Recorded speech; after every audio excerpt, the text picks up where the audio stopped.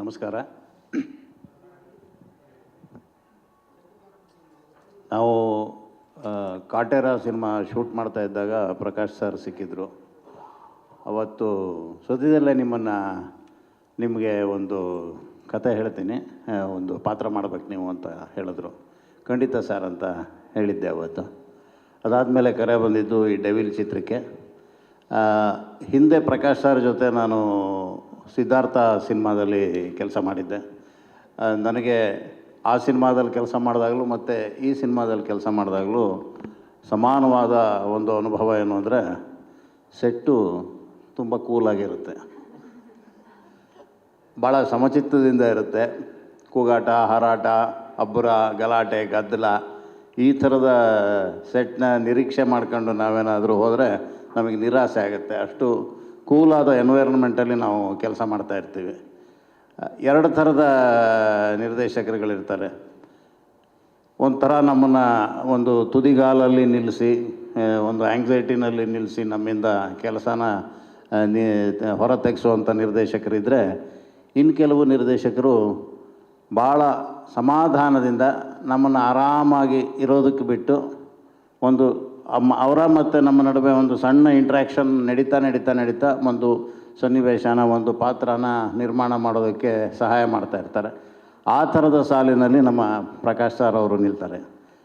ಹಾಗೆ ಭಾಳ ಪ್ರೊಫೆಷನಲ್ ಆದಂಥ ಅಪ್ರೋಚು ಅವ್ರ ಜೊತೆಗೆ ಇರುತ್ತೆ. ಜೊತೆಗೆ ಇನ್ನೊಂದು ಮಾತು, ನಾನು ಈ ಸಂಸ್ಥೆ ಬಗ್ಗೆ ಹೇಳಬೇಕು. ಶ್ರೀಮಾತಾ ಕಂಬೈನ್ಸ್ ಈ ಸಿನಿಮಾ ಸಂಸ್ಥೆ ಮತ್ತು ಇದರ ಮುಖ್ಯಸ್ಥರು ಮೇಡಮ್ ಅವರು, ಇವರು ಕೂಡ ತುಂಬ ಪ್ರೊಫೆಷನಲ್ ಆದಂಥ ಅಪ್ರೋಚು, ತುಂಬ ವೃತ್ತಿಪರವಾದ ಒಂದು ತಂಡದ ಜೊತೆ ನಾವು ಕೆಲಸ ಮಾಡ್ತಿದ್ದೀವಿ ಅನ್ನೋದು ನಮಗೆ ಪ್ರತಿ ಹಂತದಲ್ಲಿ ಗೊತ್ತಾಗ್ತಾ ಹೋಗುತ್ತೆ. ಭಾಳ ಒಂಥರ ಹ್ಯಾಸ್ ಆದಂಥ ವಾತಾವರಣ ಇರೋದಿಲ್ಲ.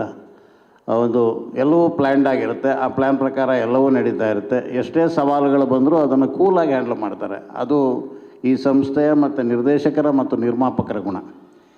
ಇದಿಷ್ಟೇ ನಾವು ಒಂದು ಸಿನಿಮಾದ ವಾತಾವರಣ ಚೆನ್ನಾಗಿರೋದಕ್ಕೆ ಸಾಧ್ಯ ಆಗುತ್ತಾ ಅಂದರೆ ಸಾಧ್ಯ ಆಗೋದಿಲ್ಲ. ಕಲಾವಿದರು ಕೂಡ ಅಷ್ಟೇ ಕೂಲಾಗಿರುವಂಥವ್ರು ಆಗಿರಬೇಕಾಗತ್ತೆ. ಅದರಲ್ಲಿ ನಮ್ಮ ದರ್ಶನ್ ಸರ್ ಅವರು ಎಷ್ಟು ಕೂಲಾಗಿ ಕೆಲಸ ಮಾಡ್ತಾ ಇರ್ತಾರೆ ಅಂದರೆ, ಅವರು ಕ್ಯಾರವಾನಿಂದ ಇಳಿದು ಬರಬೇಕಾದ್ರೇ ಆ ಸನ್ನಿವೇಶಕ್ಕೆ ತಯಾರಾಗಿ ಬಂದಿರ್ತಾರೆ, ಆ ಶಾರ್ಟ್ಸ್ಗೆ ರೆಡಿಯಾಗಿ ಬಂದಿರ್ತಾರೆ. ರೆಡಿಯಾಗಿ ಬಂದು ಅದನ್ನು ಎಕ್ಸಿಕ್ಯೂಟ್ ಮಾಡ್ತಾ ಹೋಗ್ತಾ ಇರ್ತಾರೆ. ಬಿಟ್ಟರೆ ಅವರು ಬೇರೆ ಥರದ ಯಾವ ಅಡೆತಡೆಗಳನ್ನು ಕ್ರಿಯೇಟ್ ಮಾಡೋದಿಲ್ಲ. ಹಾಗೆ ಜೊತೆಲಿರುವ ಆ್ಯಕ್ಟ್ರುಗಳು ಹೊಸಬರಾಗಿರಲಿ, ಹಳಬರಾಗಿರಲಿ, ಅವ್ರಿಗಿಂತ ಹಿರಿಯರಾಗಿರಲಿ, ಎಲ್ಲರ ಜೊತೆಗೂ ಆ ಸನ್ನಿವೇಶ ಕಟ್ಟೋದ್ರ ಕಡೆಗೆ ಅಷ್ಟೇ ಅವರ ಗಮನ ಇರುತ್ತೆ. ಆ ಥರದ ಒಂದು ವೃತ್ತಿಪರತೆಯನ್ನು ಮೈಗೂಡಿಸ್ಕೊಂಡಿರುವಂತಹ ಒಬ್ಬ ಮಹತ್ವದ ನಟ ನಮ್ಮ ದರ್ಶನ್ ಸರ್ ಅವರು.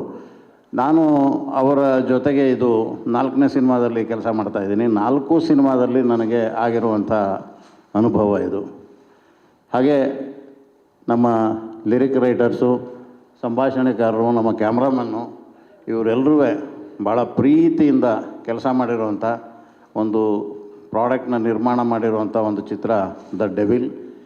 ನಾನು ಕೂಡ ಈ ಅಭಿಮಾನಿಗಳು, ಪ್ರೇಕ್ಷಕರು ಹೇಗೆ ವೆಯ್ಟ್ ಮಾಡ್ತಾಯಿದ್ದಾರೋ ಈ ಸಿನಿಮಾನ ನೋಡೋದಕ್ಕೆ ನಾನು ಕೂಡ ಕಾಯ್ತಾ ಇದ್ದೀನಿ. ಅವ್ರ ಜೊತೆ ನಿಂತು ಈ ಸಿನಿಮಾನ ದರ್ಶನ್ ಸರ್ನ ಸೆಲೆಬ್ರೇಟ್ ಮಾಡೋದಕ್ಕೆ ಬಯಸ್ತಾ ಇದ್ದೀನಿ. ಎಲ್ರಿಗೂ ಒಳ್ಳೆಯದಾಗಲಿ. All the very best. ಎಲ್ರಿಗೂ ನಮಸ್ಕಾರ. ನನಗೆ ಮಾತಾಡೋಕ್ಕೆ ಬರೋಲ್ಲ. ಒಂದೇ ಮಾತು, ಎತ್ತವ್ರಿಗೆ ಹೆಗ್ಣ ಮುದ್ದಾದರೆ ನಾವು ಆನೆ ಎತ್ತಿದ್ವಿ, ಗರ್ವ ಇದೆ.